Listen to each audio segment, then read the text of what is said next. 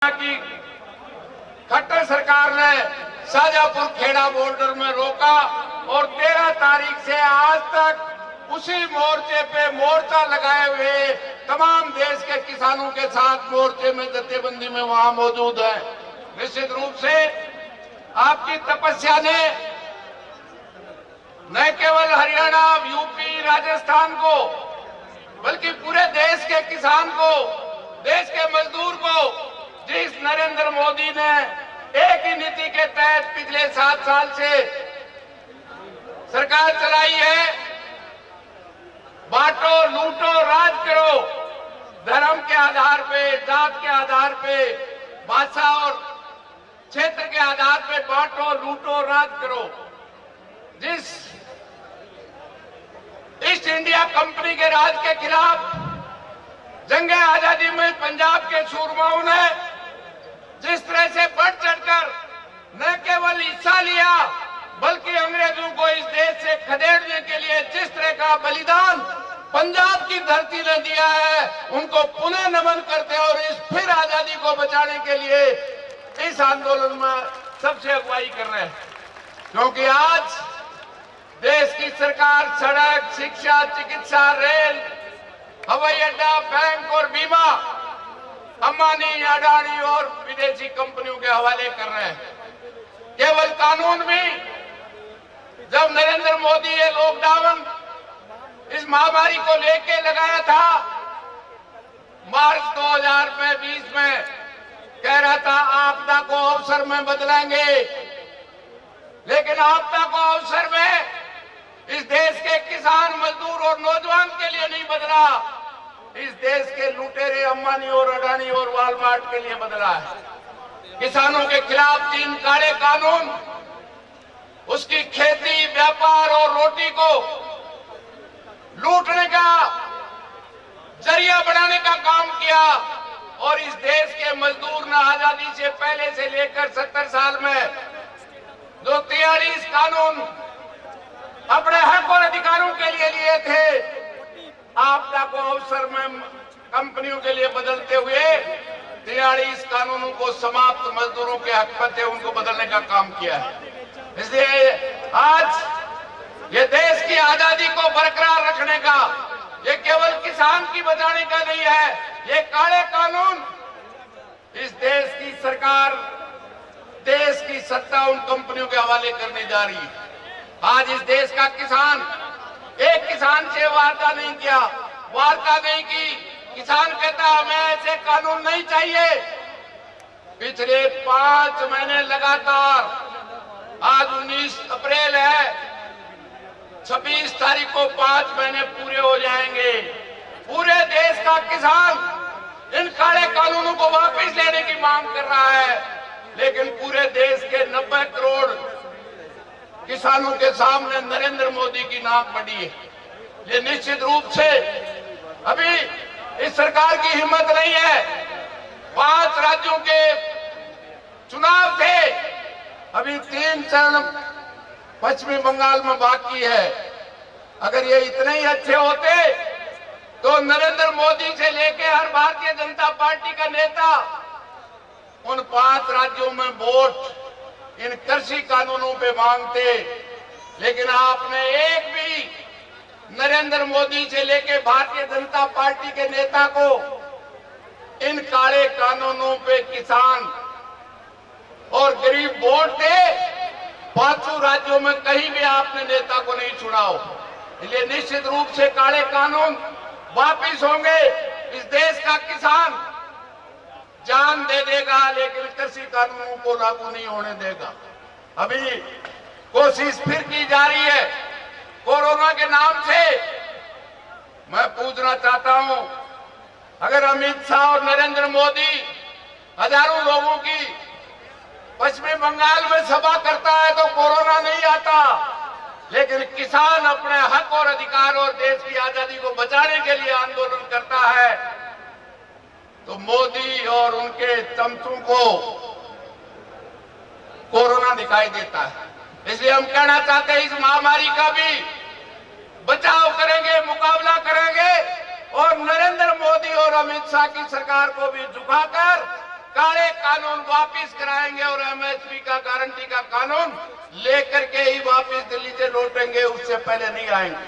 ये मैं तो पुनः अभी 22-25 राजस्थान में किसान महापंचायत होने के बाद निश्चित रूप से अभी कटाई पूर्ण होने के बाद निश्चित रूप से राजस्थान का किसान मजदूर नौजवान भी पूरे देश के इस आंदोलन के साथ निश्चित रूप से भागीदार होगा।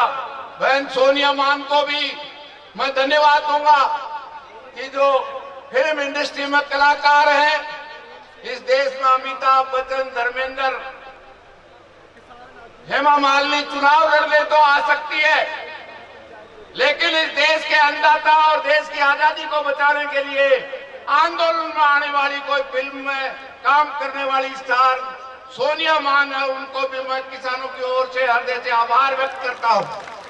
अपने पिता की, जिन्होंने इस देश पंजाब के किसान मजदूर को एक करने का काम किया, उसकी बलिदान की परंपरा को आगे बढ़ाने का काम, अपना वो काम छोड़कर पिछले 4 महीने से न केवल 5 जो मोर्चे लगे हुए हैं वहां तन मन और धन से न केवल सेवा की है, बल्कि तरह तरह के अपमान भरे शब्दों का मुकाबला करते हुए ये मैं पुनः उनको भी आभार व्यक्त करता हुआ उम्मीद करता हूं जो परंपरा इस पंजाब ने जंगे आजादी के वक्त कायम की थी, आज भी इस देश की आजादी को बचाने के लिए परंपरा को आगे बढ़ाएंगे।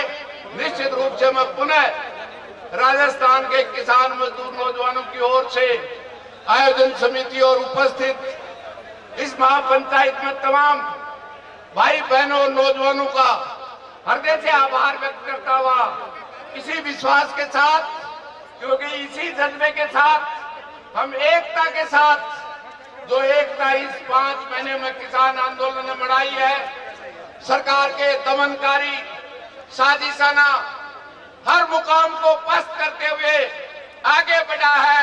संयुक्त मोर्चा जब दिल्ली की ओर कूच करने का आह्वान करेगा तो या तो नरेंद्र मोदी नहीं रहेगा या दिल्ली नहीं रहेगी, देश का किसान जीतेगा। बहुत बहुत धन्यवाद।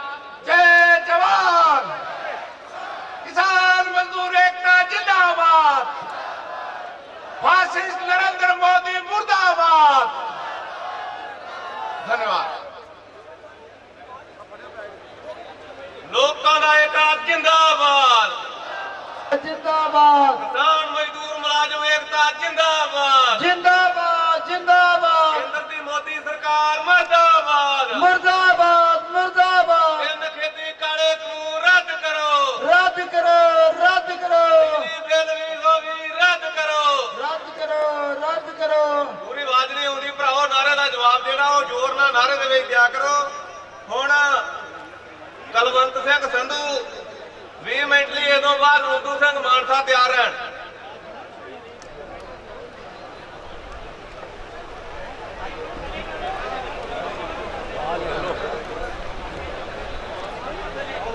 बहुत ही सत्कारयोग शहीद बलदेव सिंह मान ਨੂੰ ਸ਼ਰਧਾ ਦੇ ਫੁੱਲ ਭੇਂਟ ਕਰਦੇ ਹੋਏ ਸਮੁੱਚੇ ਇਲਾਕੇ ਭਰ ਦੇ ਕਿਸਾਨ ਵੀਰੋ, ਭੈਣੋ, ਭਰਾਓ ਤੇ ਨੌਜਵਾਨੋ, ਅੱਜ ਬੜੇ ਫਖਰ ਦੀ ਗੱਲ ਆ ਕਿ ਸ਼ਹੀਦ ਬਲਦੇਵ ਸਿੰਘ ਦੀ ਬੇਟੀ, ਅੱਜ ਉਹ ਬਲਦੇਵ ਸਿੰਘ ਦੀ ਬੇਟੀ ਨਾ ਹੋ ਕੇ ਸਮੁੱਚੇ ਕਿਸਾਨ ਮੋਰਚੇ ਦੇ ਵਿੱਚ ਜਿੰਨਾ ਸ਼ਿੱਦਤ ਨਾਲ ਉਹ ਕੰਮ ਕਰ ਰਹੀ ਆ, ਉਹ ਸਮੁੱਚੇ ਮੋਰਚੇ ਦੀ ਬੇਟੀ ਬਣ ਗਈ ਆ। ਸਾਨੂੰ ਚੇਤਾ, ਅਸੀਂ ਉਸ ਵੇਲੇ ਨੌਜਵਾਨਾਂ ਦੇ ਕੰਮ ਕਰਦੇ ਹੁੰਦੇ ਸੀ। ਸ਼ਹੀਦ ਬਲਦੇਵ ਜੀ ਨੇ ਸੋਨੀਆ ਦੇ ਜਨਮ ਤੇ ਇੱਕ ਚਿੱਠੀ ਲਿਖੀ ਸੀ, ਜਿਹੜੀ ਅੱਜ ਵੀ ਇਤਿਹਾਸਕ ਆ। ਉਸ ਵੇਲੇ ਦੇ ਸਮਾਜਿਕ ਤਾਣੇ ਬਾਣੇ ਤੇ ਚੋਟ ਮਾਰੀ ਸੀ ਕਿ ਅਸੀਂ ਬੱਚੀਆਂ ਦੇ ਜਨਮ ਤੇ ਖੁਸ਼ੀਆਂ ਨਹੀਂ ਮਨਾਉਂਦੇ, ਪਰ ਅੱਜ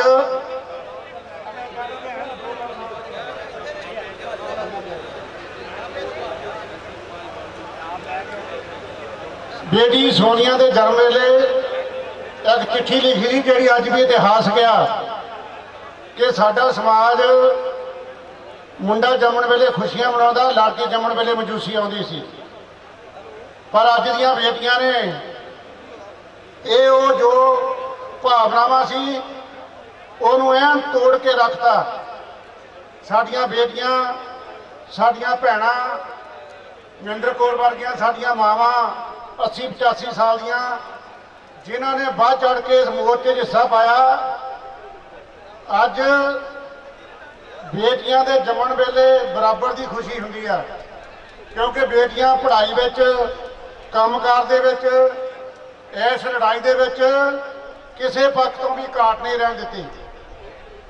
ਅੱਜ ਮਾਣ ਸਾਨੂੰ ਇਸ ਗੱਲ ਦਾ ਆ ਕਿ ਜਿਹੜਾ ਇਹ ਕਿਸਾਨ ਮਜ਼ਦੂਰ ਮੋਰਚਾ ਚੱਲਦਾ, ਦੁਨੀਆ ਦਾ ਸਭ ਤੋਂ ਲੰਮਾ, ਸਭ ਤੋਂ ਵਿਸ਼ਾਲ, ਸਭ ਤੋਂ ਸ਼ਾਂਤਮਈ ਮੋਰਚਾ ਚੱਲ ਰਿਹਾ, ਤੇ ਤੁਹਾਨੂੰ ਵਿਸ਼ਵਾਸ ਦਿਵਾਉਂਦੇ ਆ ਇਹ ਮੋਰਚਾ ਹੁਣ ਹਫ਼ਤਿਆਂ ਦਿਨਾਂ ਦਾ ਨਹੀਂ, ਮਹੀਨਿਆਂ ਦਾ ਵੀ ਨਹੀਂ, ਭਾਵੇਂ ਸਾਲਾਂ ਬੱਧੀ ਚੱਲੇ, ਕਿਉਂਕਿ ਇਹ ਵੱਡੇ ਕਾਰਪੋਰੇਟ ਘਰਾਣਿਆਂ, ਵੱਡੇ ਅਮੀਰ ਘਰਾਣਿਆਂ ਦੇ ਤੇ ਅਮੀਰਾਂ ਤੇ ਗਰੀਬਾਂ ਦੀ ਲੜਾਈ ਆ ਭਰਾਓ। ਮਲਕ ਭਾਗੋ ਤੇ ਭਾਈ ਲਾਲੋ ਦੀ ਲੜਾਈ ਆ।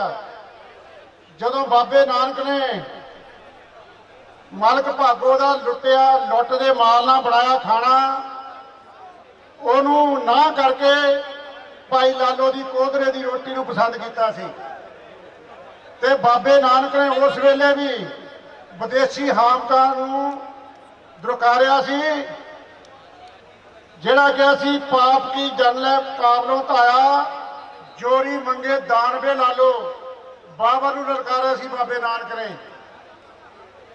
ਇਹ ਵੀ ਕਿਹਾ ਸੀ ਜੇ ਤਾਂ ਪ੍ਰੇਮ ਖੇਡਣਗਾ ਚਾਹੋ, ਸਿਰ ਤਾਂ ਤਲੀ ਗਲੀ ਮੋਰੀ ਆਓ। ਬਾਬੇ ਨਾਨਕ ਨੇ ਸੰਘਰਸ਼ ਦੇ ਮੈਦਾਨ 'ਚ ਆਉਣ ਦਾ ਸੱਦਾ ਵੀ ਦਿੱਤਾ ਸੀ ਤੇ ਬਾਬਰ ਦੇ ਵਿਦੇਸ਼ੀ ਹਾਕਮਾਂ ਨੂੰ ਵੀ ਚੈਲੰਜ ਕੀਤਾ ਸੀ, ਭਾਵੇਂ ਉਹਨਾਂ ਚੱਕੀਆਂ ਪੀਣੀਆਂ ਪਈਆਂ ਬਾਬਰ ਦੀਆਂ ਜੇਲ੍ਹਾਂ ਦੇ ਵਿੱਚ। ਕੋਈ ਗੁਰੂ ਸਾਹਿਬਾਨ ਪਹਿਲੇ ਗੁਰੂ ਤੋਂ ਲੈ ਕੇ ਜਿੰਨੇ ਵੀ ਗੁਰੂ ਹੋਏ ਆ, 5ਵੇਂ ਪਾਤਸ਼ਾਹ ਤਤੀ ਤਵੀ ਤੇ ਬਹਿਣਾ ਪਿਆ।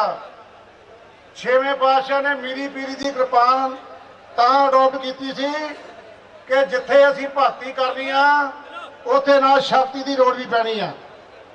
9ਵੇਂ ਪਾਤਸ਼ਾਹ ਨੇ, ਜਿਹੜੇ ਪਹਿਲੇ ਪਾਤਸ਼ਾਹ ਨੇ ਜਨੇਊ ਪਹਿਨਣ ਤੋਂ ਨਾ ਕੀਤੀ ਸੀ, 9ਵੇਂ ਪਾਤਸ਼ਾਹ ਨੇ ਜਨੇਊ ਲਾਉਣ ਦਾ ਵਿਰੋਧ ਕੀਤਾ ਸੀ। ਜ਼ਬਰ ਦੇ ਰਾਜ ਦੇ ਖਿਲਾਫ ਲੜੇ ਆ ਸਦਾ ਹੀ ਸਾਡੇ ਗੁਰੂ ਸਾਹਿਬਾਨ। ਉਹਨਾਂ ਨੇ ਇਸ ਜ਼ਬਰ ਦੇ ਖਿਲਾਫ ਜਦੋਂ 1.25 ਮਣ ਜਨੇਊ ਇਕੱਠਾ ਕੀਤਾ ਜਾਂਦਾ ਸੀ, ਉਹਦਾ ਵਿਰੋਧ ਕੀਤਾ।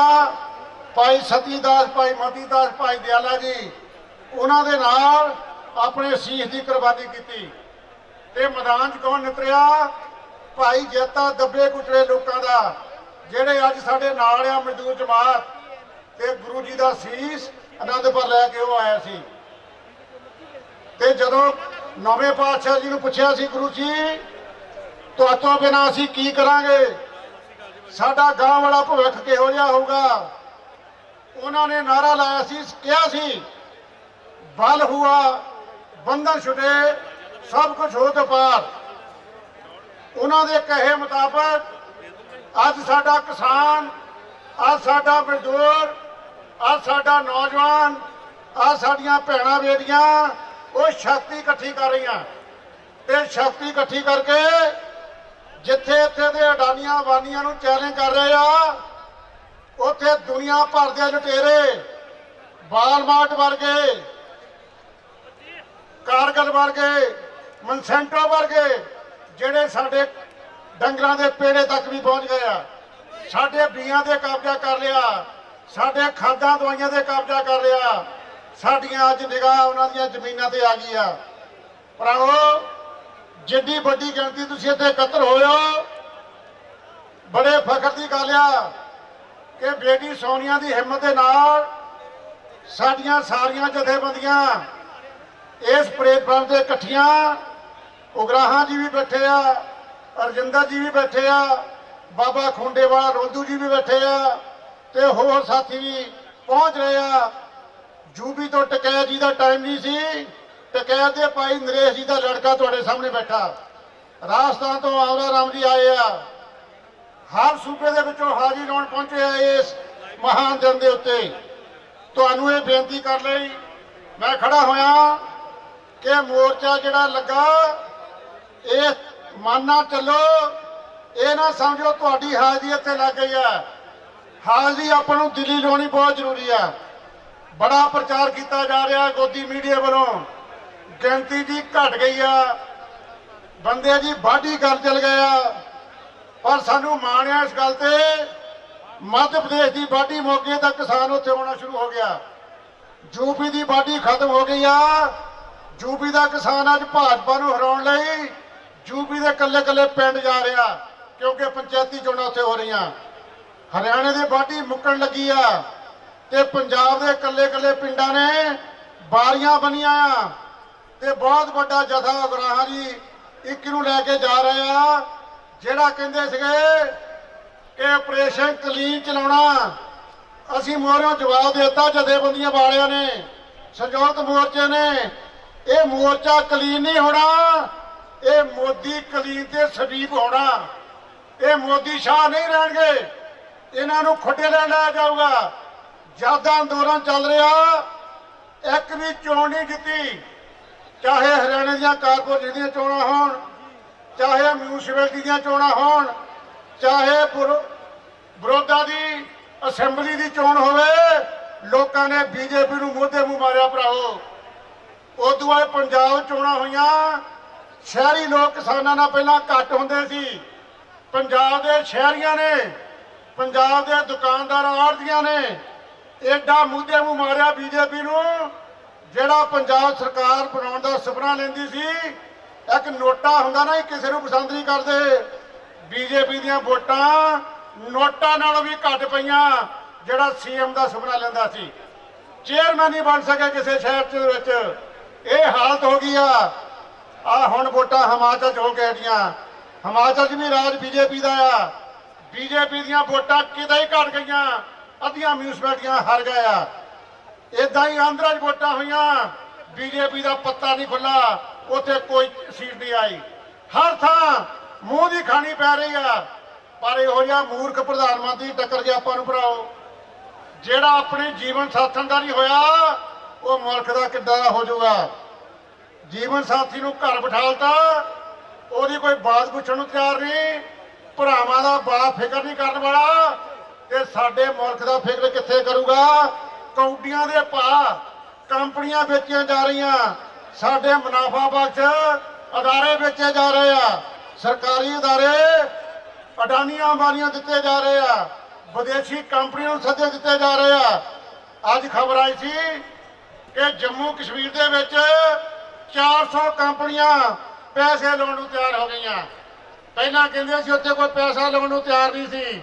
ਅੱਜ ਜੰਮੂ ਕਸ਼ਮੀਰ ਦੇ ਵਿੱਚ ਹਰ 3 ਬੰਦੇ ਪਿੱਛੇ ਫੌਜੀ ਬੂਟ ਲੈ ਕੇ ਖੜੇ ਆ, ਬੰਦੂਕਾਂ ਲੈ ਕੇ ਖੜੇ ਆ। ਕਦੇ ਲੋਕਾਂ ਦਾ ਮਨ ਬੰਦੂਕਾਂ ਨਾਲ ਨਹੀਂ ਜਿੱਤਿਆ ਜਾ ਸਕਦਾ। ਤੁਸੀਂ ਧਰਤੀਆਂ ਦੇ ਕਬਜ਼ੇ ਕਰ ਸਕਦੇ ਹੋ, ਕਿਸੇ ਦੇ ਮਨ ਤੇ ਕਬਜ਼ਾ ਨਹੀਂ ਕਰ ਸਕਦੇ। ਭਰਾਵੋ, ਇਹ ਮੋਰਚਾ ਸਾਡੀ ਆਉਣ ਵਾਲੀਆਂ ਪੀੜ੍ਹੀਆਂ ਦੀ ਜ਼ਿੰਦਗੀ ਦਾ ਸਵਾਲ ਆ। ਸਾਡੇ 2 ਮਾਵਾਂ ਹੁੰਦੀਆਂ ਆਪਣੀਆਂ ਭਰਾਵੋ, ਇੱਕ ਜਨਮਦਾਤੀ ਤੇ ਇੱਕ ਤੁਹਾਨੂੰ ਪਾਲਣ ਵਾਲੀ।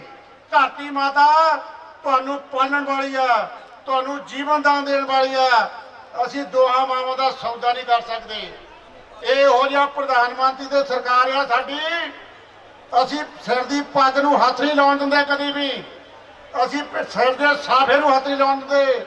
ਪਰ ਇਹ ਸਾਡੀ ਸਰਕਾਰ ਜਿਹੜੀ ਰੌਲਾ ਇਹ ਪਾਉਂਦੀ ਰਹੇ, ਲਾਲ ਕਿਲੇ ਦੇ ਕਿਸਾਨ ਚਲੇ ਗਏ, ਨਹੀਂ ਸੀ ਜਾਣਾ ਚਾਹੁੰਦਾ, ਚਲੇ ਗਏ, ਕੋਈ ਗੱਲ ਨਹੀਂ।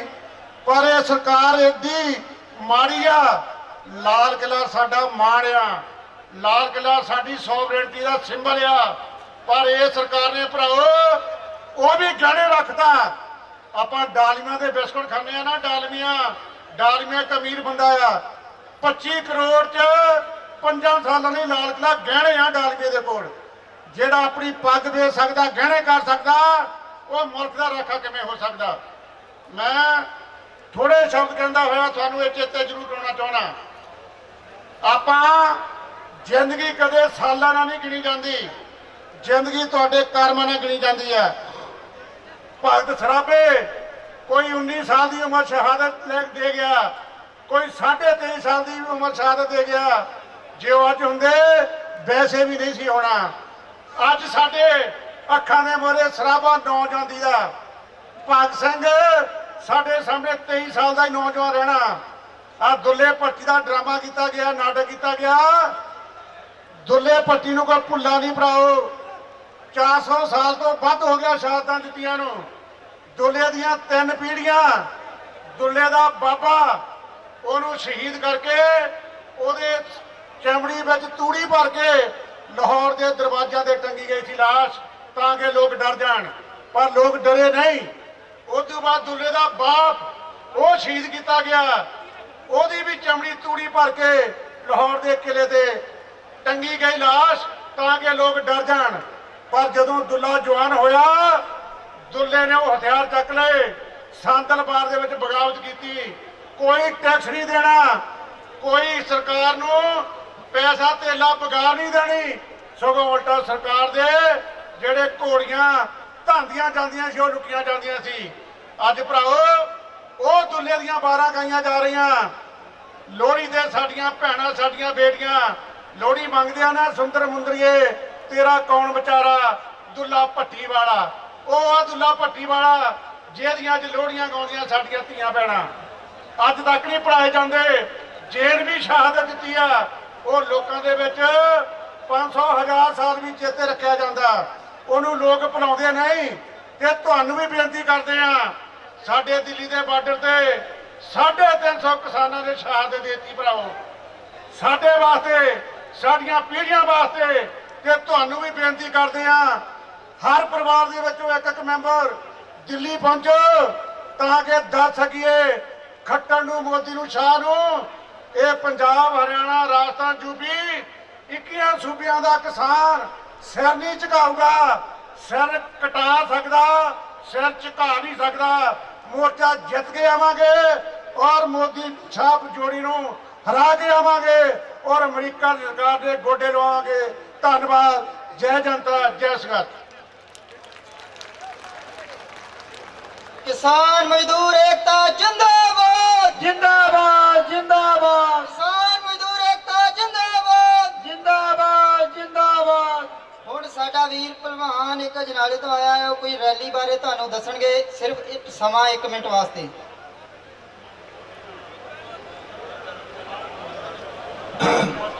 ਮੇਰੀ ਭੈਣਾਂ, ਮੇਰੇ ਭਰਾ, ਦੂਰ ਦਰਾਡੇ ਤੋਂ ਆਈਆਂ ਸੰਗਤਾਂ ਦਾ ਮੈਂ ਗਰਜੰਟ ਸਿੰਘ ਰਾਜਸਾ ਸੀ ਸਾਰਿਆਂ ਦਾ ਦਿਲੋਂ ਧੰਨਵਾਦ ਕਰਦਾ।